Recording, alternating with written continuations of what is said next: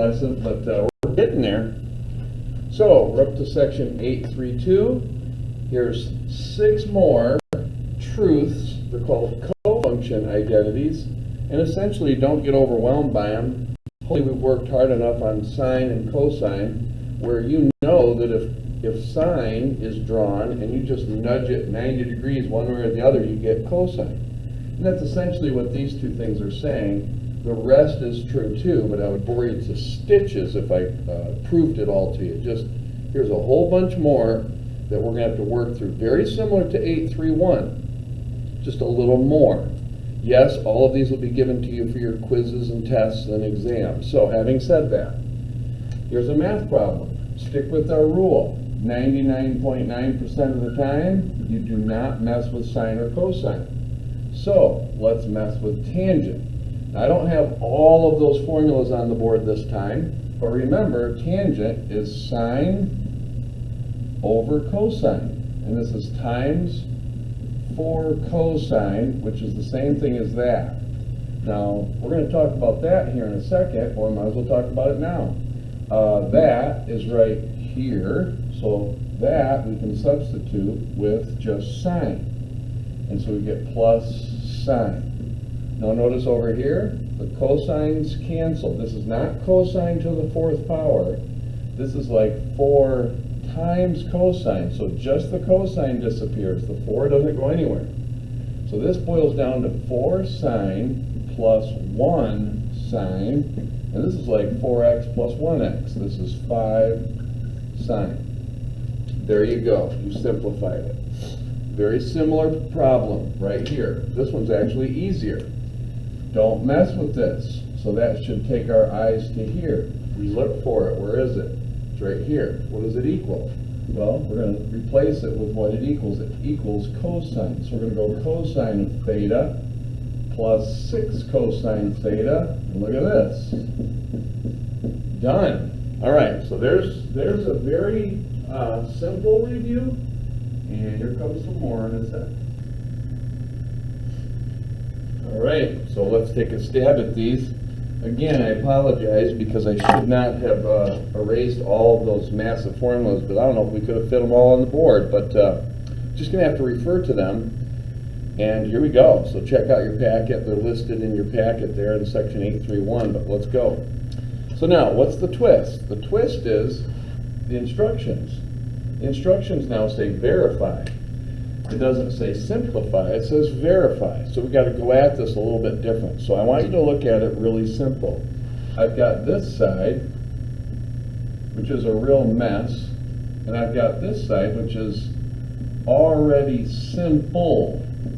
So really what they're saying is, once you've cleaned up the mess, / simplify, if you've done it right, you'll get cosecant x, which is kind of nice because we kind of know what our target is. So that's kind of nice.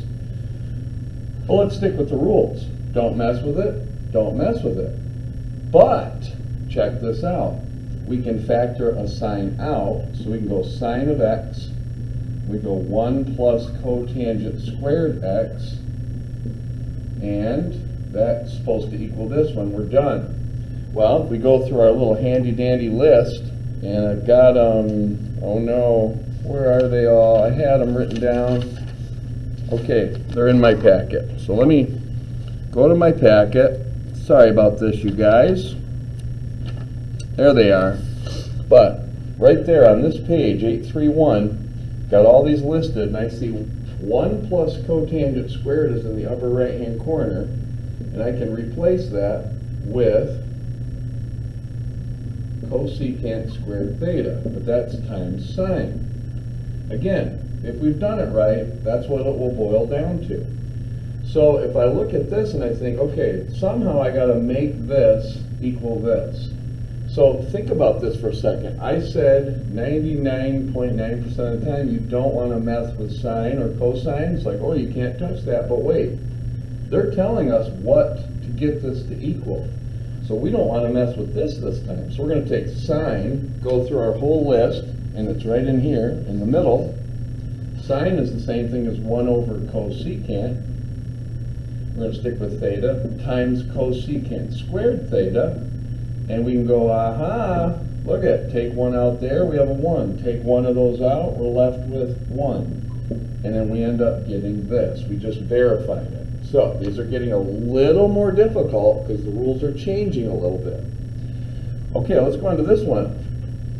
Somehow, if we clean this guy up, it will equal that when we're done. So this is what we want. We want negative cosine squared. How is that going to happen? Well, I'm going to start with this numerator and just see what happens here. So what I'm going to do is, I just saw a new idea. So what I'm going to do is, I'm going to take that top, right like this. I hope this works because I'm winging it. But I notice it's over this. And I notice that 1 over cosecant is the same thing as sine. So if I so this is the numerator right here. I'm just going to write it like this. And that's all over this, cosecant x over 1. So I purposely made a fraction over a fraction. And now I'm going to multiply by the reciprocal, so I'm going to take that and go 1 over cosecant x. Now, the thing that I'm going to do is I'm going to realize that this is actually the same thing as sine. So really, by multiplying by 1 over cosecant, I'm multiplying by sine. So if I distributed this through, now watch this. This is kind of interesting. This gets kind of messy, and that's why these are tricky. I actually get sine of x, this, minus cosecant x, this, times sine of x. So if I distribute, watch what happens. This times this gives me sine squared x. Now, these two things are reciprocals of each other. So I could take this out and write it as 1 over sine. In other words, this times this gives me 1, but I have a negative there, so it's minus 1. And then I go, wait a minute, so that's what it simplifies to? And if I've done it right, it equals this. So if we remember, one of our formulas, our first one is sine squared x plus cosine squared x equals 1.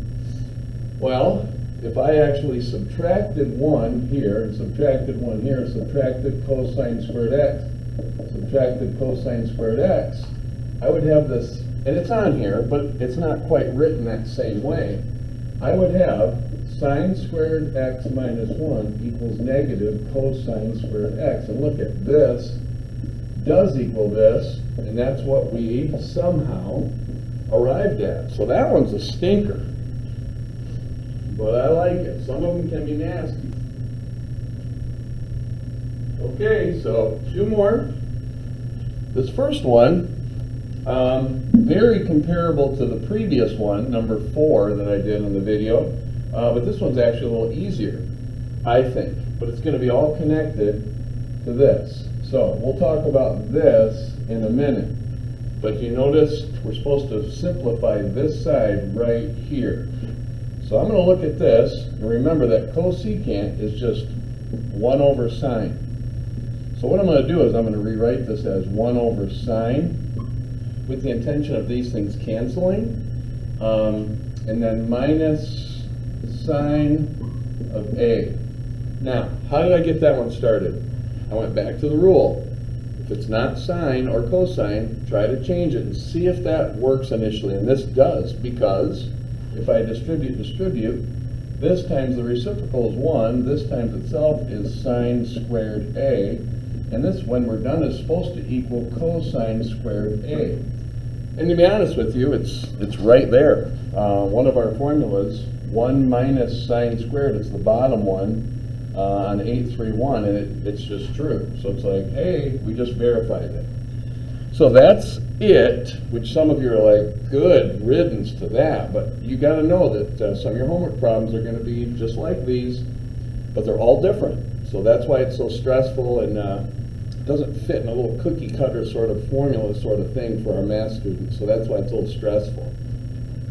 Here comes cookie cutter. So this is an algebra review. If we've got a situation like this with a binomial and radicals in the basement, you got to multiply by the conjugate. So that's the only thing that works. But if I multiply the bottom by that, I got to multiply the top by that. Now, do I really need to FOIL this? Not really, because the outside and the inside are just going to cancel. So all I need to do is the first, so 3 times 3 is 9, and then the last, minus, you square root, the roots fly off. So that means I get a 4 in the denominator, and then I get 18 plus 6 square root of 5. Now notice, all of these have a common factor, and that's 2. So I'm going to take a 2 out of that, 2 out of that, 2 out of that, and I get 9 plus or minus 3 square root of 5 all over 2, which maybe you should be aware that these two things are the same. In other words, you can split this up like this and write it as 2 fractions. So just be aware there's more than one way to represent that answer. 2 more practice problems. All right, last 2 problems. Good old pre-calc curriculum is just everywhere. So before we finish this section, now they're going to have us review our parent function y equals log of x, and our parent function and exponential function y equals a times b to the x. Again, this is not the first time we've seen it, but it has been a while. So let's start with this parent function right here. Just take a little look at these. So remember, if I turn this around like this, this actually says 3 to some power equals x. Notice x can't ever be negative. So that wouldn't even be worth our time, not worth our time, not worth our time. So we can start by putting a 0 in, and then just think about it. But strangely, it would be a lot easier if we actually put in some y's. So -3, -2, -1, 0, 1, 2, 3. And it just works out because look at, now we can find x a lot easier. So 3 to the third, 27. 3 squared, 9. 3 to the first, 3. 3 to the 0, 1. 3 to the -1, 1/3. 3 to the -2, 1/9. 3 to the -3, 1/27. And we're like, okay, I remember that. That's my locator point. And then as I get closer and closer to the y-axis, it just gets further and further down. So it's like 1/27 down there. And by the time you've done a few of them, you should remember, and we could go to here, 3, 1, and it just kind of goes like that. So there's our parent function. So what's this problem forcing us to do? This problem is forcing us to remember our parent function, which forces us perhaps to do this. Or you can just go to decimals or your graphing calculator. I prefer that you see right here, it's how you put the hood up and you talk about how the engine works and you take parts. Anyways, this looks like that. So what does this do? Well, this is back to our rules. This has to go right 2. What does that do? It goes up 1. This is super easy once you know this. The hard part is just remembering what this looks like. So we take our locator point and our asymptote. Remember, that's our asymptote right there. Everything has to go right to up 1. So that locator point is what I'm going to concentrate on. 1, 2, up 1. That means my new asymptote is right here. That means from here it's just going to kind of go like that, and this is going to come like this, and there it is. So it's supposed to be the exact same drawing. No vertical stretch, no vertical shrink, because there's nothing other than a 1 right here. And B is 1, so there's nothing horizontal either. Okay, last little gizmo here is our exponential. So y equals a times b to the x. So because they give us this, I'm looking at this as the same thing as, here's my a, here's my b. So what I need to know is, this is piggybacking this. So how do I even start this? Well, again, I grabbed a few x's, and now we can find our y. So 2 to the -3 is times 1 is 1/8, 1/4, 1/2, 1, 2, 4, and then 8. Here's my locator point, 0, 1. And if you recall, if b is greater than 1, it's exponential growth, so it should look something like this. All right, and you can see that's true, 3, 8, 1, 2, 3, way up high, with a little ish factor. But again, good to take a look, you know, open up the hood, throw some numbers in there and just see what it does and why it does what it does. But at some point, you're supposed to look at this, know that it's built up this, remember this, especially that locator point, and then you just can draw it by memory. Now, what does this do? Well, even though this is in the exponent, it's the same sort of thing as this, where this would just be left 3. And this is just down 2. So I have to take this thing, especially my locator point, and I need to go left 3. So 1, 2, 3, down 2, 1, 2. So there it is. Everything else kind of comes along with it. In other words, there's the x-axis, and this would be kind of like the y-axis. And so I know that this would just kind of duplicate this, and then this kind of heads towards the x-axis. It's not a great mirror image, so maybe this should have went out a little bit further. Maybe that's more of a duplication, but the point is, you got to look at this, remember this, know that this reflects this, look at the parts, it's a little shift, done. Well done, good luck on your homework. Hey, I want this stuff to go viral, you guys. So like and subscribe. Good luck on that.